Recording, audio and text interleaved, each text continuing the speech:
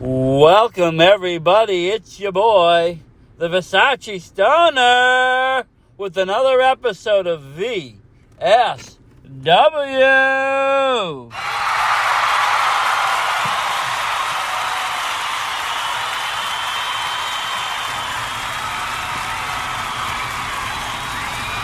Thank you.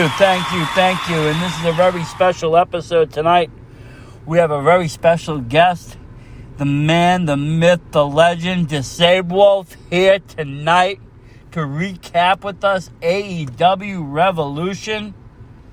Well, let's get down to business and let's get over to him.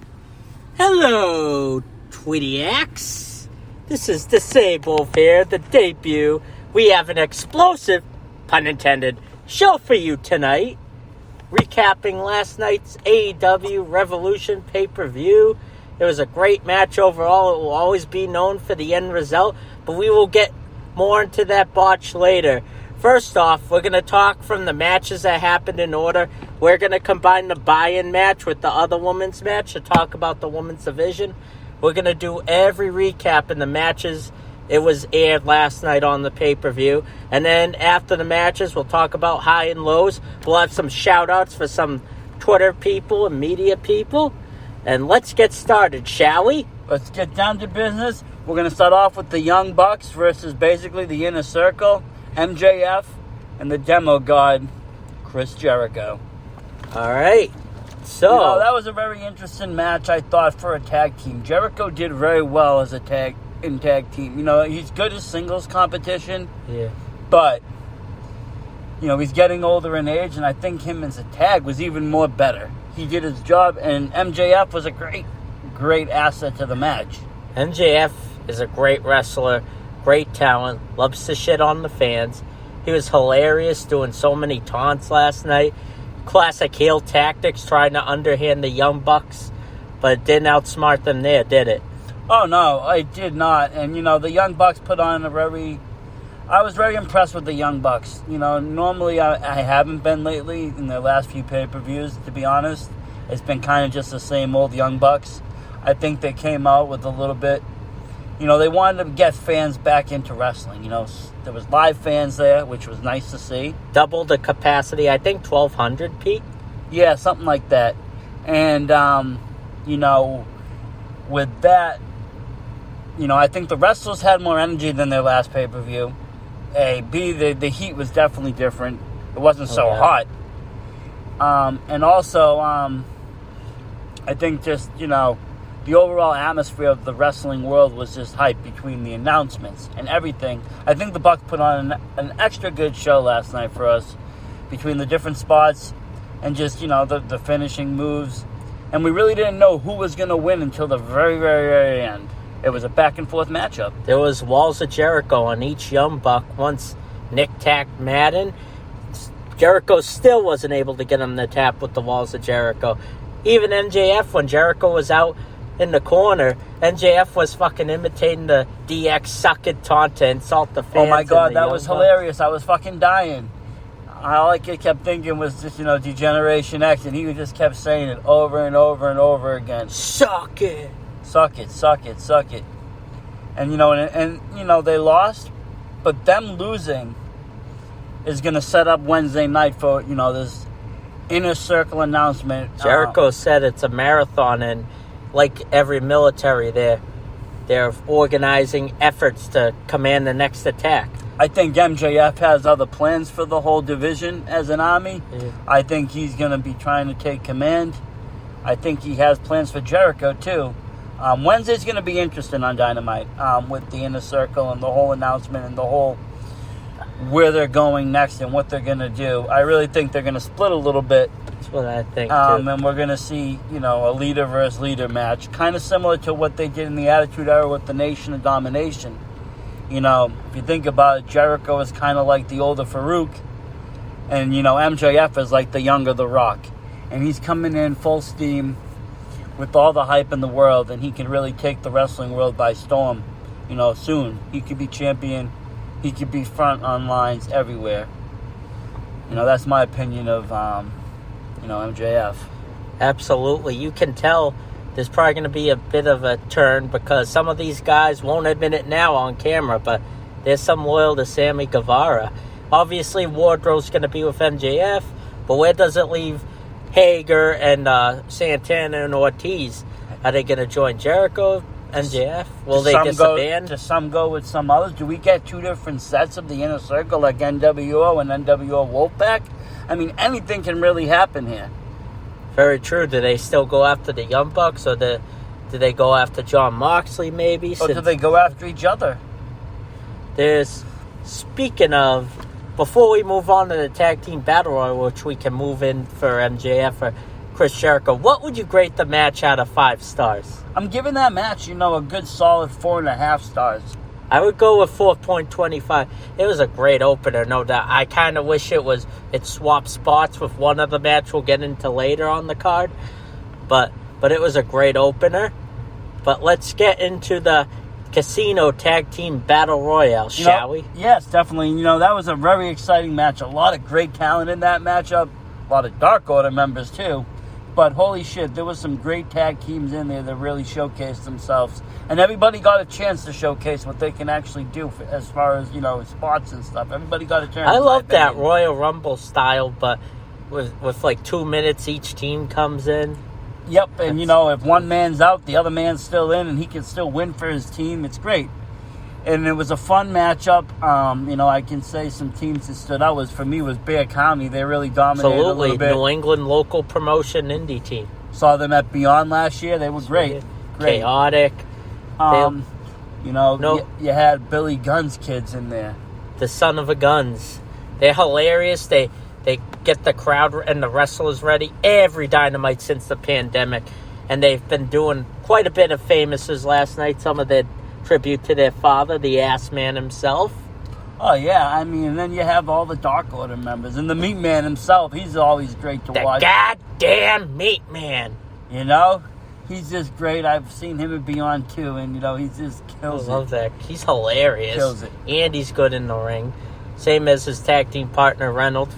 They've been wrestling in so many promotions in New England and New York. Oh, yeah. It was just a great match to really showcase AEW's talent.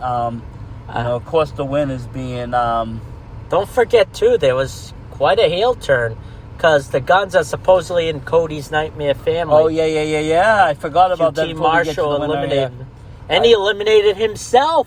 And then he kind of flipped him off and was like, I'm out of here. So, where does that leave the Nightmare family, and where's he going to go? They did a great job building sympathy for Dustin himself. Oh, yeah. They definitely did. And, again, I thought at first he was jumping out because he felt bad, but then he kind of just, he gave them that look that, like, I don't really care about this. I don't care about you. One team that was in it that really stood out is way over with the crowd is the Jurassic Express, Luchasaurus and Jungle Boy. Oh, they were good. Marco Stunt trying to get them. They could have won it. They were at the end. I freaking loved the 80s song Tarzan Boy. I love that Tony Khan purchased the rights for. It makes the team even more over. Oh, yeah. He was over before he even started, just from his family, but now he's just, when they're actually getting him to see and wrestle, he's even over because of that. He's doubly over in the wrestling world in AEW, and Luchasaurus the same. He's great.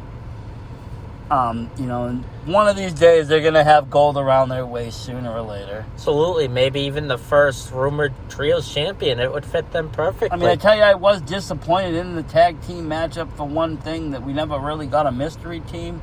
I was hoping to maybe see the Good Brothers or somebody. Or Enzo and Cass. Oh, Enzo and Cass would have been nice, too. But don't forget, too, what really impressed the comic relief in the match was formerly known as the Liberian Pretty Peter Avalon, and some guy I'd never heard of as his beach partner. That was hilarious. Oh, yeah. His new gimmick is just quite the thing.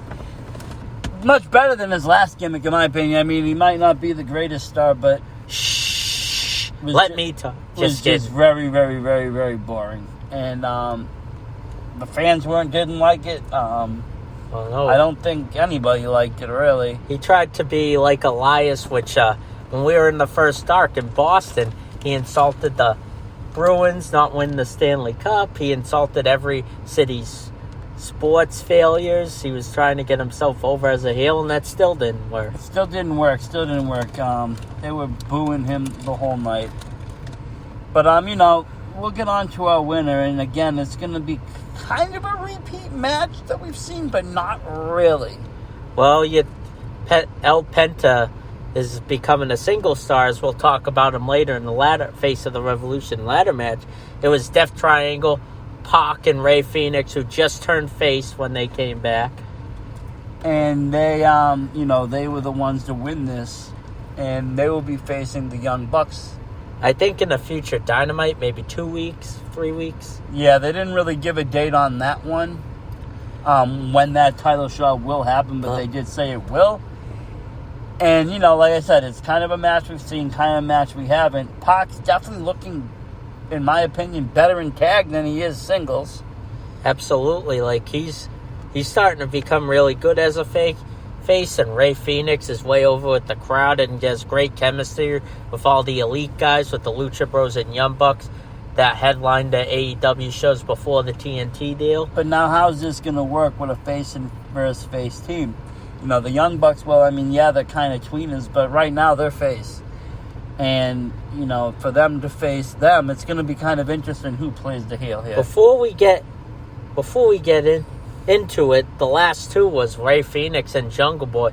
And boy, did they put on a show the last 2 minutes with all their flips. Oh, the excitement was definitely... I didn't really, to be honest with you, I didn't know who was going to take it. And I honestly, at one point, thought it was going to be Jungle Boy. I thought him and Luchasaurus were going to be going to face the Young Bucks and get their title shot now. Like I said, they will in the future eventually. They're one of the greater teams in the industry. It's just a matter of time. But, they decided to go over with it, and, we're going to have this Death Triangle. And what would you grade this overall? I would go with a 3.75 or 3.5 stars. Yeah, I'm going to go with a 3.5 just because of who won. I wanted to see kind of a fresh talent versus the Young Bucks. And not every team got to get showcased. I wish Varsity belongs, Pillman, and who the fuck is Griff Garrison? I wish we got to see him more. But we all got to do our job and watch more of AEW Dark. Yeah, definitely. I mean, I do got to watch more Dark and see what's on there for as far as the talent and what's being shown. And, their new show is coming up, and that's going to showcase even more people. And we'll get to the Dark Elevation news show later in the podcast. Yeah, we'll talk about that later when we talk about the announcement, kind of. Well, there was a few announcements there. But that's who won the tag team match, Battle Royale. And I was kind of happy that it happened on the main card, where usually these Battle Royales happen on the undercard. Absolutely. Like the first ever one was on the pre-show, the buy-in rather. And the same, it seems like almost them all are on the buy-in, and, this was something that made it felt more relevant. Absolutely. I like the placement on the card, second, not too far out, but right after a great opener with the Young Bucks, it was good to tell you who was going to face the Young Bucks, and you get to show, they tried their best to showcase every one of these teams as best they could. I know it's hard, pay-per-view on a Sunday, but now we'll move on to the buy-in match, which was Thunder Rosa and Riho versus the team of Dr. Britt Baker, and Rebel Aribo was medically quote-unquote uncleared, so she got a doctor's note, and the person that took her place is Japanese singing act Maki Ito, who was so popular with the crowd. And I'm not familiar with the Joshi style of wrestling, which they were doing a great job right before the pandemic, getting us to know all these people, like Hikaru Shida, who also was the third match of the show, facing Ryu Mizuzami, who is very charismatic. So, what are your thoughts on either the buy-in or the third match on the card? I mean, the buy-in first to start off was very exciting. Thunder Rosa, always a pleasure to see on AEW. She brings the fire. She brings the fury. I really hope she gets signed. She's awesome. Oh, she is. And she will probably be. It's just a matter of when again. And, you have Britt Baker back in the mix of things. And she's another top star eventually going to have gold around her waist. I honestly thought she would have had gold already if the pandemic hasn't happened, because her heel turn was awesome right before the pandemic. Oh, yeah. She's still a great heel. As a face, she did nothing for me. In the very beginning, they brought her in. It wasn't for me. But as soon as that heel turn happened, something clicked in her, and now she's really opened up. And her partner was great. I wasn't too familiar with her as in a whole.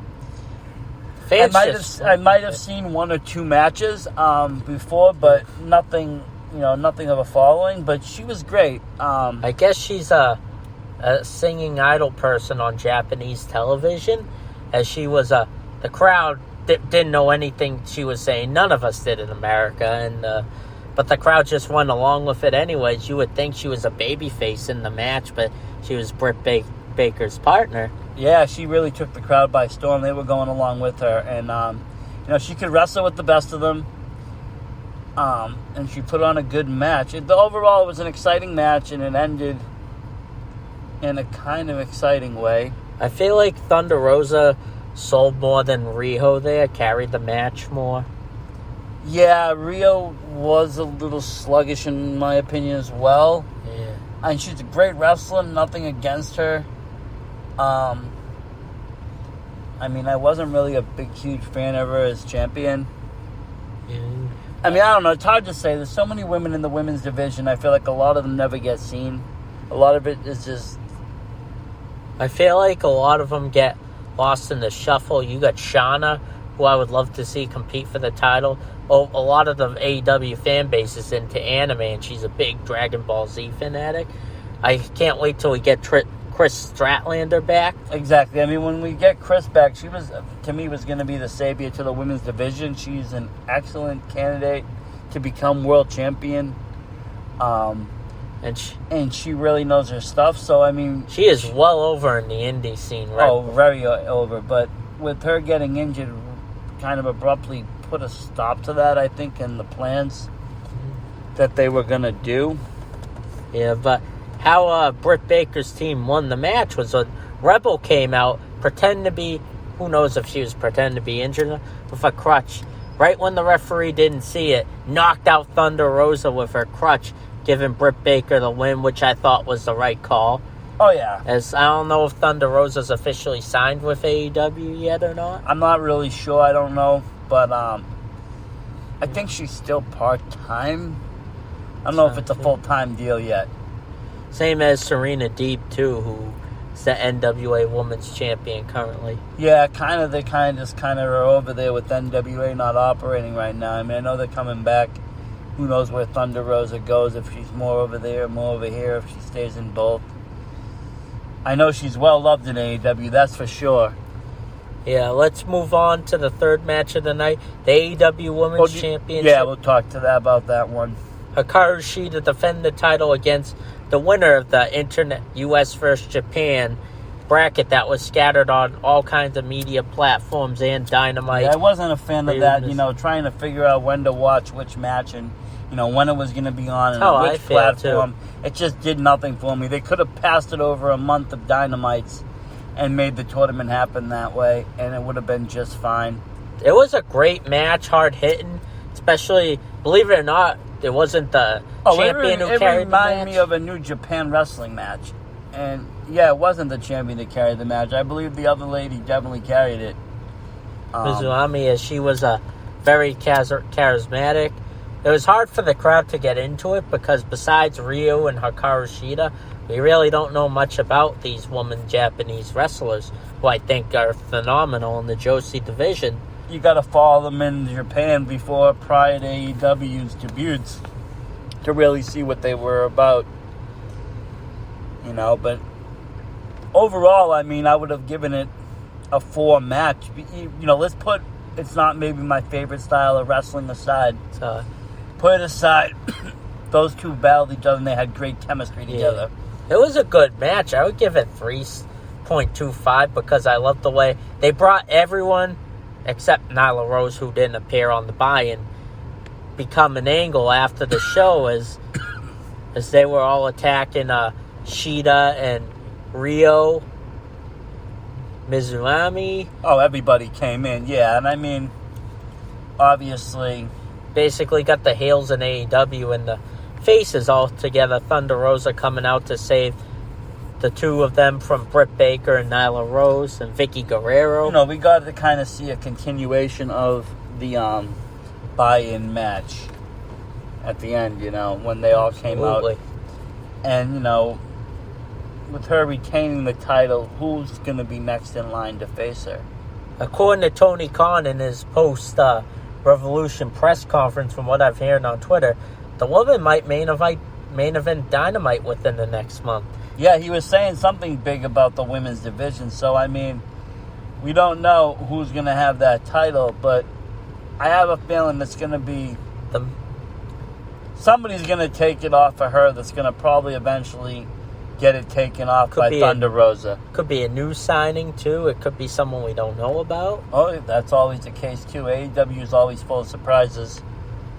There was plenty of surprises later in the night, including one we didn't see coming. Oh, yeah. That's for sure. So, before we move on to our next match, I give it 3 stars just because it wasn't my style women's wrestling, but it was a good match overall. And it was kind of like good place in the card. I'm glad it wasn't too far out or the fans would have been tuned out.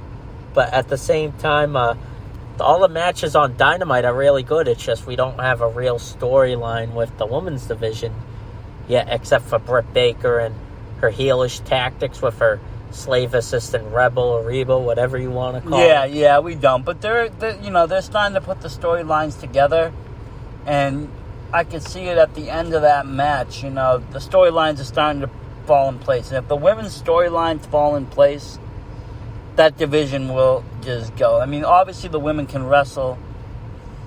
Contrary to what Twitter thinks, they are good. Absolutely, it's just hard for women. It's just hard to find the storylines to get to know the women. You know, we don't invest in them like we invest in the WWE. We don't know them like we know Becky Lynch or Charlotte Flair. Or the Four Horsewomen in general. You don't know these people that well, so it's hard to get behind them. But we have to stand behind the women in the wrestling industry as a whole and in general. They really make this industry thrive between the indie wrestling and what we see on TV. You know, they're the backbone of this industry. But let's move on to the next match now. Which was Miro and Kip Sabian versus a team of best friends Orange Cassidy, Freshly Squeezed, and Chuck Taylor, as Trent Beretta's still out of television. So, but the match started with a backstage brawl, it looked like. Yeah, I was very disappointed how it started off. It looked like Orange Cassidy was jumping on the get-go, and, you know,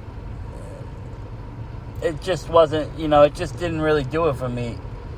It made Miro look strong. That's the whole point of the match, I believe. Yeah, but, okay, you want to make Miro look strong and him destroy somebody? Why you put him up Freshly Squeezed who doesn't, you know, he doesn't give a fuck? He comes out and doesn't care. Why, you know, put him against somebody more dominant. Put him against, you want to show him off? Put him against Brian Cage. What about Lance Archer? Put him against Lance Archer. Exactly. Put him against somebody. Tony Khan's trying to make him slowly build him. That's why he's with Kip Sabian. And but don't put him against Freshly Squeezed if you want to build him as a monster. Because, you know, Freshly Squeezed is Freshly Squeezed. Even getting beaten up, he looks good. We didn't get to see him do his hands in his pockets too much.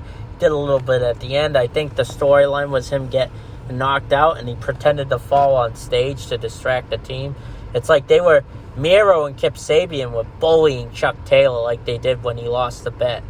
You know, I was kind of wondering if Orange Cassidy was injured coming into the show, just because we didn't see much interaction with them at all. We didn't see much moves, much of anything. Very true. And the thing is with Miro said that the beatings would stop if he had surrendered, but Chuck Taylor never gave up. But what led to this match is the whole wedding. That's why Miro, formerly known as Rusev, got the quote-unquote best man role in that wedding when they made Chuck Taylor the butler for Penelope Ford and Kip Sabian's wedding.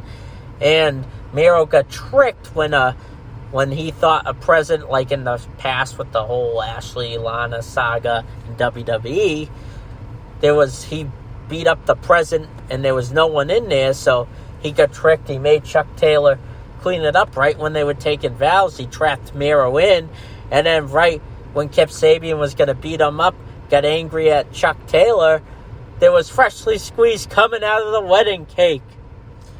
That was one of my favorite moments, when he come out of that cake.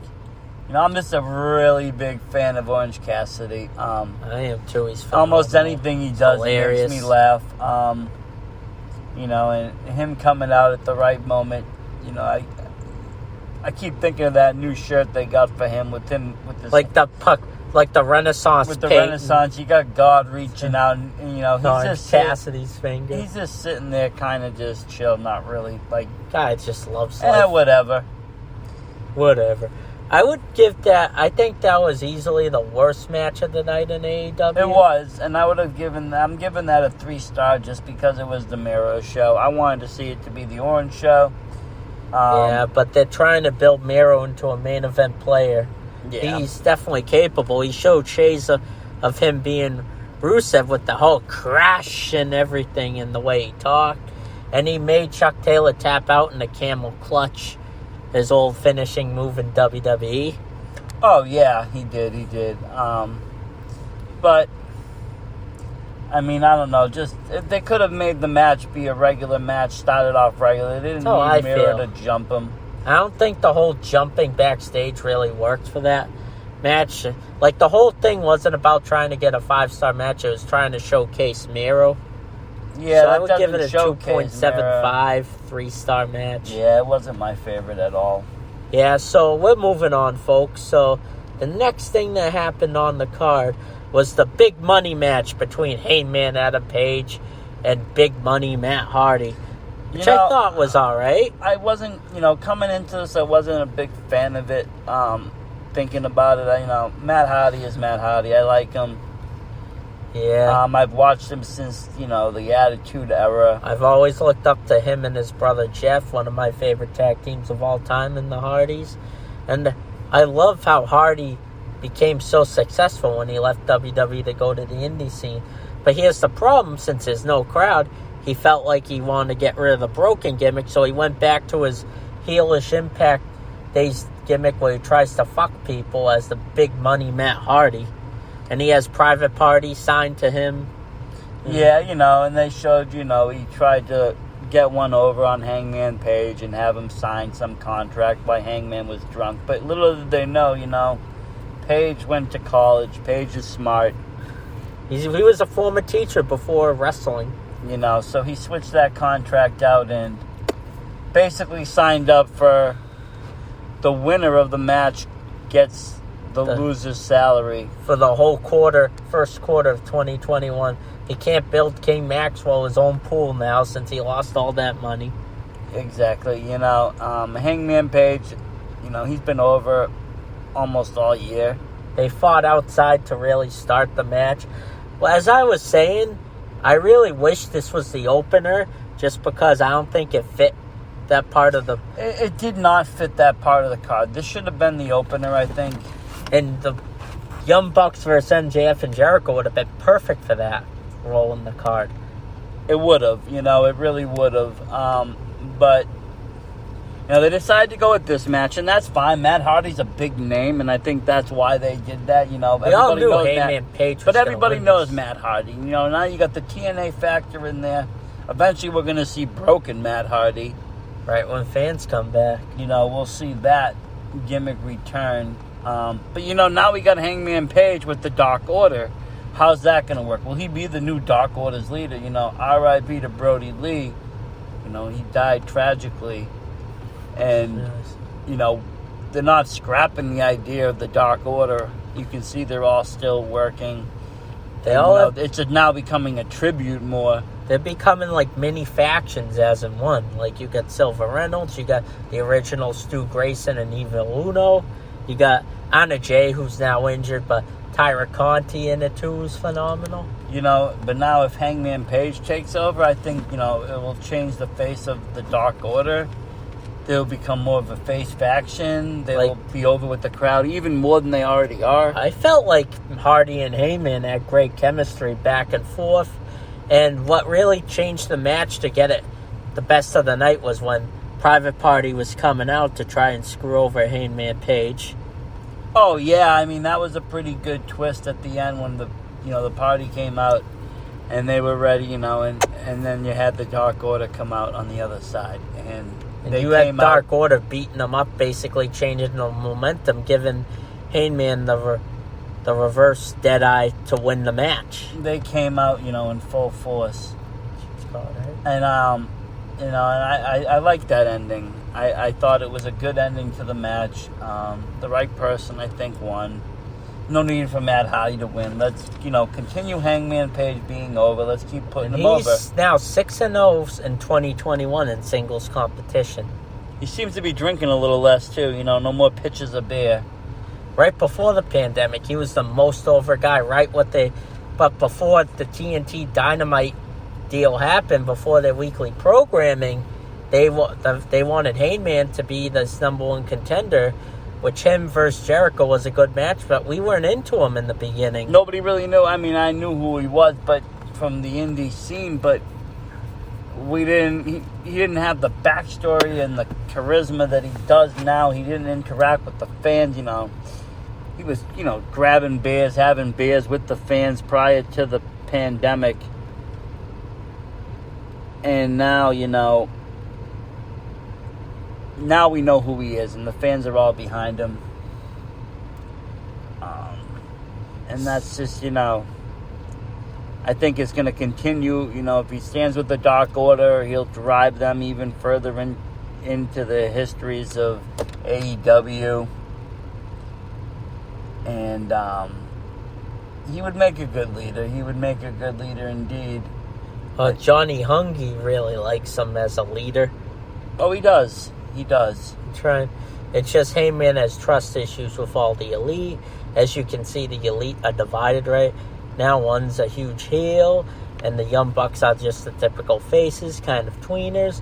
And Heyman Page just want to get out of there, and he's trying to reinvent himself in a way. So I think he's embracing the role of being a leader of the Dark Order in the coming months. Oh, yeah. I just wanted to let you know to say, well, if we got about 10 minutes in the first part of this podcast.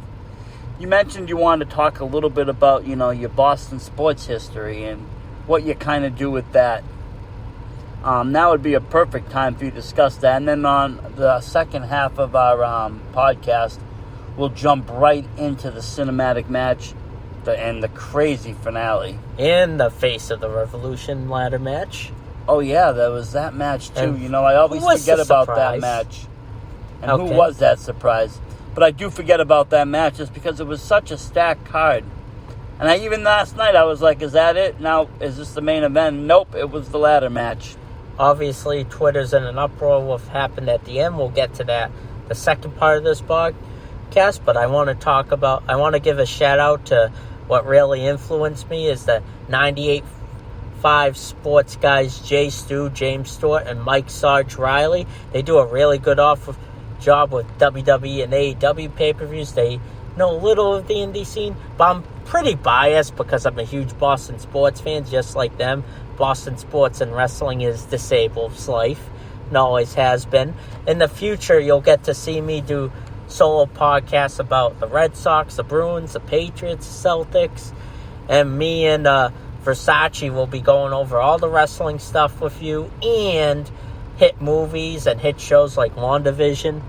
So keep tuning in to the second part of the AEW Revolution podcast. And this is Disabled signing off. Thank you very much, and we will catch you in the second half of this coming on right after this. Versace out.